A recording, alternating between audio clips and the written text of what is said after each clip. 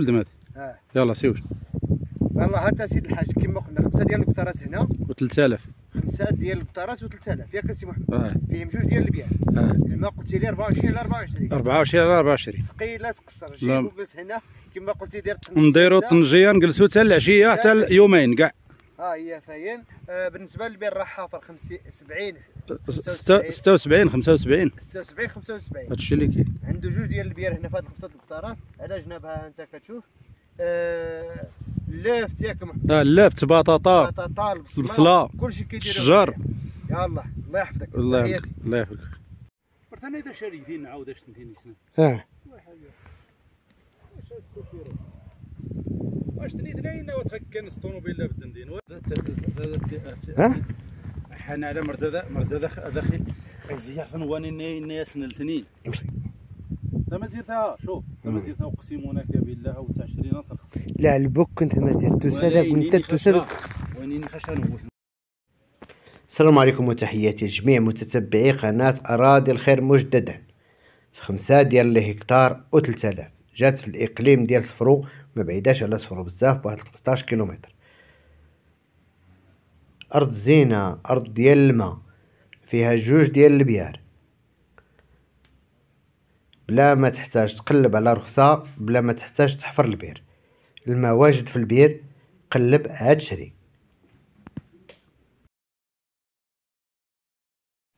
البير الاول هو هذا محفور ومغطي. بالنسبه للعمق ديالو ما بين 70 75 متر. الماء الكافي. فيها كذلك هاد الزيتون هذا اللي مهمول شويه، ولكن الا تخدم غيرجع حاجه واحده اخرى.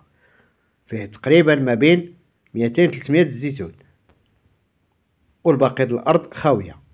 اللي بغى يغرس يغرس، اللي بغى يدير البصله البطاطا راها بلاد البصله والبطاطا. الحدود ديالها شاده على ديك الزيتونه اللي من الفوق، راها محدوده بالصبره، دايره كامله. فين كاين هاد الزيتون اللي كتشوفوا كامل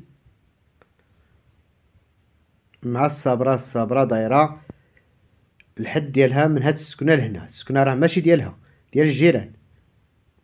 ها هي الصبره باش محدوده اللي قريبها. منطقه جميله، الهدوء، دايره فيرما، ضيعات فلاحيه، فيلات. القدرون ما بعيدش عليها حتى بواحد 300 ولا 200 متر. واللي بغى يشري واحد 6000 متر ولا 5000 غيكون متحد مع القدرون نيشان. ها البيست اللي كتدخلها راه حنا دخلناها حرشه، كدوش شتا صيف وقتاش ما بغيتي غتدخل الارض ديالك. الزيتون هو هذا خصو غير شويه الزباره وشويه الخدمه. بالنسبه للماء موجود كما قلنا غارانتي. وها هما الضيعات الفلاحيه اونفاس اللي شادين من الجهه له. فيها واحد شويه ديال الارض مازال محجر، ما فيش زعما شي حجر اللي صعيب ولا شي حاجه ساهل في التحياد، وكاين اللي يتلقط غير باليد. 5 الهكتارات و3000 متر جات في هذا الموقع الممتاز. بالنسبه للاوراق ديالها تيتر محافظه. هاد الناس يلاه كيبنيو جداد.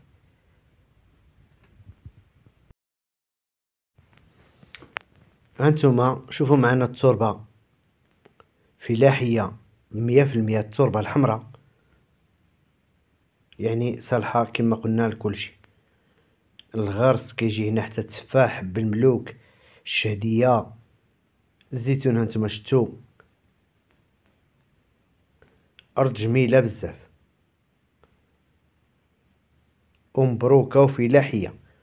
الناس الفلاحه هما اللي غيعرفوا القيمه ديال هاد التربه هادي.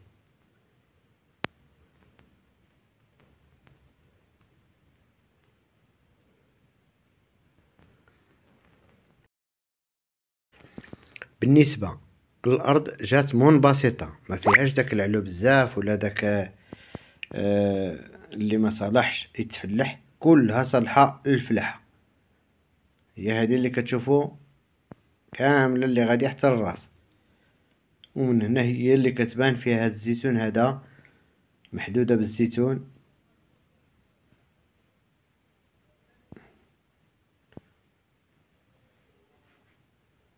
ها الأرض.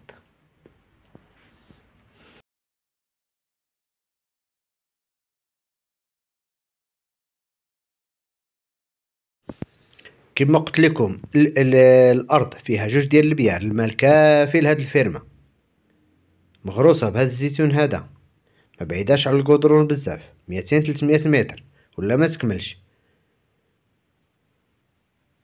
تربة فلاحية، الثمن ديالها 22 مليون الهكتار وقابلة للنقاش.